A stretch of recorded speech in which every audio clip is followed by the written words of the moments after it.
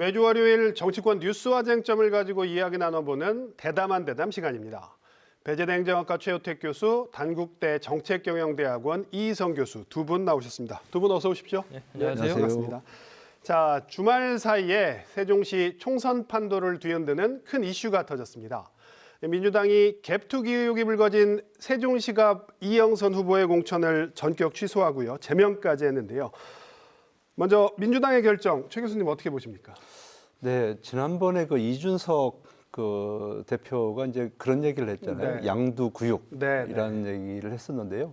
이제 그것이 이제 생각나는 이번에 사태라고 볼 수 있는 것이죠. 왜냐하면 이영선 후보 같은 경우에는 민주당의 그 대전 전세 사기 법률 지원단장도 했었고요. 또 민변 활동도 했었고, 또 이재명 대표가 지난 대선 때에 법률지원단 또 팀장 역할을 하는 등 사실 민주당에서는 좀 중요한 역할을 많이 했던 이제 그런 분인데 본인이 정작 이렇게 사실 겉과 속이 완전히 다른 이제 그런 행태를 보임으로 해서 저는 아마 유권자들에게 상당히 큰 실망감을 줬다. 그리고 유권자들 입장에서는 정말 어이가 너무 없을 것 같아요. 특히 이제 민주당을 지지하는 유권자들 입장에서는 큰 실망을 할 수밖에 없는 거고요.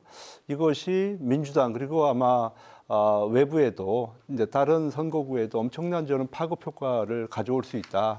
그런 생각을 가지고 있습니다. 예. 네, 이 교수님은 어떻게 보십니까? 팔을 하나 떼내는 심정으로 공천을 철회했다 이렇게 이재명 대표가 밝히고 있죠. 그렇게 얘기했죠. 예. 그리고 뭐 제도상 한계라는 그런 입장도 민주당에서 밝히고 있는데요. 네. 그러나 그럼에도 불구하고 뭐 공천에 대한 책임 또 부실 검증에 대한 비판 민주당이 자유로울 수 없는 건 사실입니다. 네.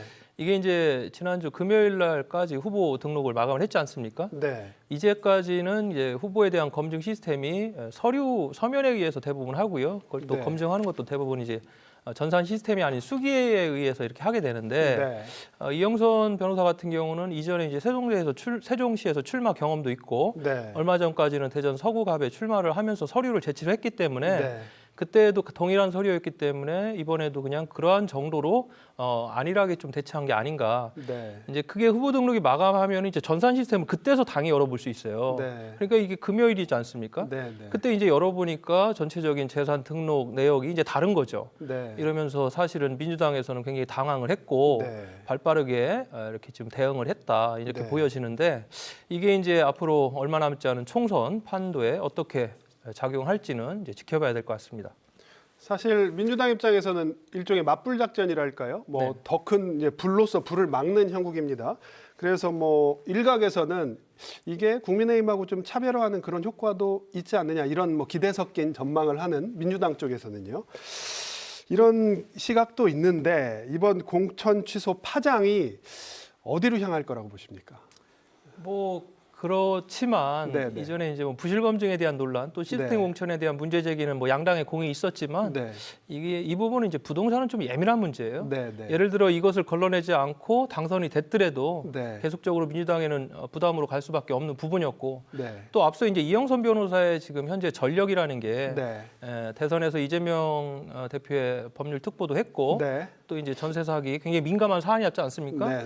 그 부분에 있어서 또 TF 단장도 했던 이런 전력들이 결국은 내로남불이라는 그 프레임으로 갇힐 수 있기 때문에 절대 민주당에는 유리하지 않다. 다만 이렇게 이제 신속하게 대응한 부분이 어느 정도 여론을 잠재우는 데 도움이 될 것인지 오히려 그 부분이 더 중요한 것 같습니다. 네, 민주당에는 악재임이 틀림없다. 최 교수님도 뭐 동의하실 것 같은데요. 그러니까 이제 충청권 판세에 영향을 줄 수 있는 아주 중차대한 이번 사건이 터졌다 이렇게 볼 수 있는 거고요. 최근에 이제 민주당이 이제 충청권에서도 이제 지지도가 상당히 이제 올라가고 있어서 상당히 이제 고무적으로 지금 생각을 하고 있는데 이때 이제 이런 것이 터진 것이죠.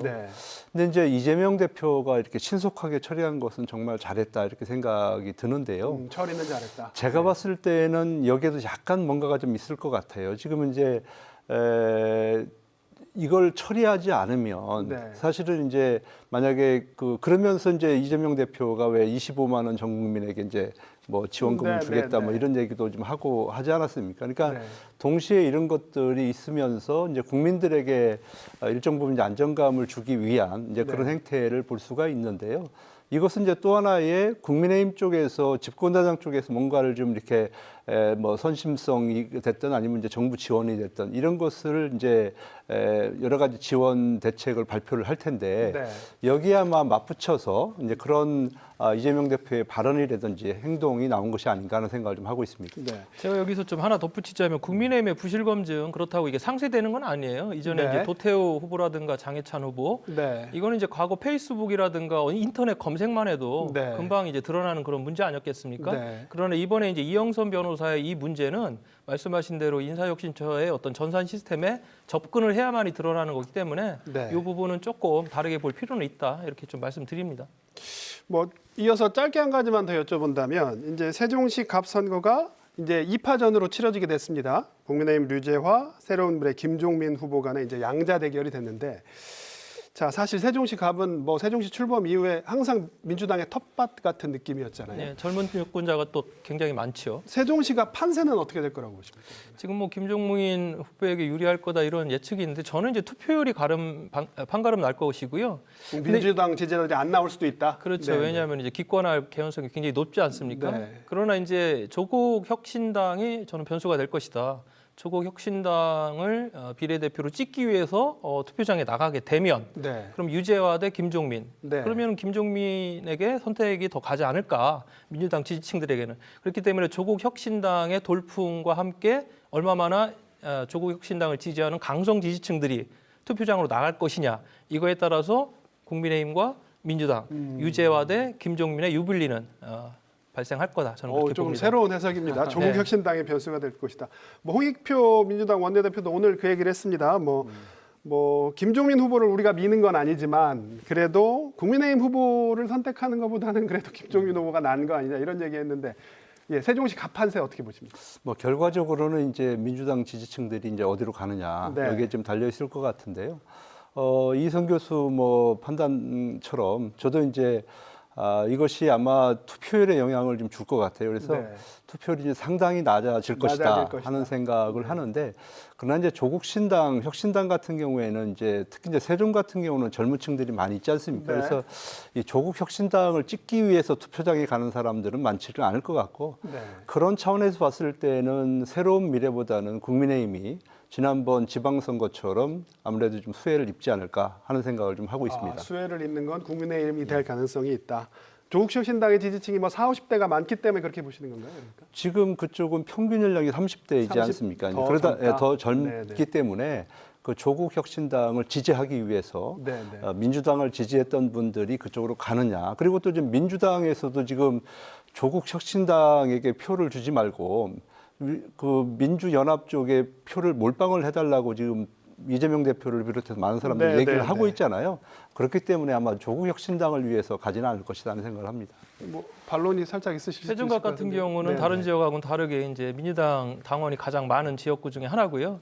그리고 지금 30대 중반의 어떤 평균 연령층을 얘기했지만 사실상 민주당을 지지하는 그 층은 40, 50대고 이게 이제 조국 혁신당에 대한 지지를 더 보내고 있기 때문에 이분들이 투표를 하게 되면 분명 김종민 후보에게는 좀 유리한 구도가 만들어질 수 있다. 저는 그렇게 생각합니다. 그것도 한번 여쭤볼게요. 조국 혁신당 얘기 나온 김에 뭐 요즘에 조국 혁신당 지지율 상승세가 좀 돋보이잖아요. 유독 눈에 띄는데 그래서 이번 선거가 윤석열 대통령 대 조국 전 장관의 어떤 리턴 매치 형식으로 이루어질 거다. 이번 총선이. 이런 분석이 뭐 하나둘 나오는데 여기 뭐 좀 맞다고 보십니까? 누구도 이렇게 돌풍을 일으킬 거라고 예측을 하지 못했는데 이 부분이 이제 잠재돼 있던 그러니까 이제 용암이 이제 그 근처에 깔려 있었는데 그것을 폭발시키지 않기 위해서 한동훈이라는 카드를 가지고 눌렀는데 정권 심판이라는 용암이 흘렀는데 그런데 이제 그 윤석열 대통령이 황상무 핵활 관련된 부분이라든가 이중섭 요게 이제 불을 당긴 것이고요. 그렇기 때문에 용암이 분출할 수 있는 틈이 벌어졌다. 그러한 측면에서 조국 혁신당이 돌풍을 일으키는 어떠한 계기가 됐고 그렇기 때문에 지금 프레임이 이제는 이재명 대 대통령이 윤석열 이 프레임으로 완전 전환됐다. 저는 그렇게 봅니다. 프레임이 바뀌었다. 네, 이제 선거가 이제 본격적으로 진행이 되기 때문에 이제 지역구를 내지 않은 조국 혁신당의 인기는 아마 더 이상 상승하기는 어렵다. 왜냐하면 한계가 있을 거다. 비례대표만 가지고서 이것을 그러니까 그 여세를 몰아가기에는 네. 아마 동력이 딸릴 가능성이 크고 네. 또 선거가 진행되면 진행될수록 모든 선거판에 이제 지역구에 몰려들지 않습니까? 네. 그런 차원에서 보면 조국 혁신당이 특히 이제 충청권에서의 바람이 계속 이어진다라고 하는 것은 네. 제가 볼 때는 좀 현실적으로 어렵다 이렇게 보여집니다. 현실적으로 쉽지 않을 것이다. 예. 마지막 질문 두 분께 드리겠습니다. 총선이 이제 꼭 16일 앞으로 다가왔습니다. 뭐 사전 투표까지는 10하루 정말 얼마 안 남았는데요. 자, 공식 선거운동도 뭐 이번 주 목요일 28일부터 시작이 된다고 하는데 막판 변수, 뭐 충청권에 막판 변수가 있다면 이것이 될 것이다. 뭐라고 보십니까? 제일 중요한 것은 아무래도 이제 막말이죠. 각 막말 정당에서 주의보. 이제 네. 어느 후보가 막말을 쏟아넣게 되면 선거 기간이 보름밖에 안 되기 때문에 네. 그것을 검증할 수 있는 시간이 안 됩니다. 그래서 네. 그게 선거에 큰 영향을 줄 수 있는 거고요. 또 하나는 이제 의대 정원 사태가 이것이 조기에 지금 마무리가 되느냐 네. 아니면 선거일까지 가느냐 이것도 지역에 영향을 크게 줄 수 있다 하는 생각을 하고 있습니다. 전에 나오셔서 막말은 습관이라고 하셨는데 습관 재발하지 예, 않도록 예, 예, 후보들 예. 조심해야 될 것 같고요. 예, 이 교수님. 저는 의대 정원 확대가 가장 마지막까지 변수로 작용할 거다 보여지고요. 역시. 네. 어제 이제 한동훈 장관하고 이제 한동훈 위원장하고 윤석열 대통령이 만나서 네. 전공의 의사면허 네, 네. 그거에 대해서 유연성 있게 대처해 달라. 네. 그 이제 한동훈 위원장의 요구를 받아들인 것처럼 모양새를 만들고 있는데 네.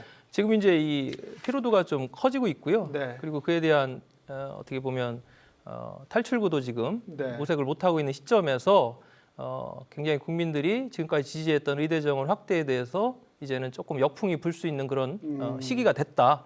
그 부분에 대한 유기 관리를 어떻게 현 정부와 여당이 하느냐 네. 이것이 막판 변수로 작용할 개연성이 높고요. 피로감이- 마지막으로 네. 하나는 바로 지금 치솟고 있는 물가 네. 이거를 어떻게 잡을 것이냐 이것도 하나의 변수로 보여집니다. 알겠습니다. 네, 오늘 말씀 여기까지 듣겠습니다. 두 분 고맙습니다.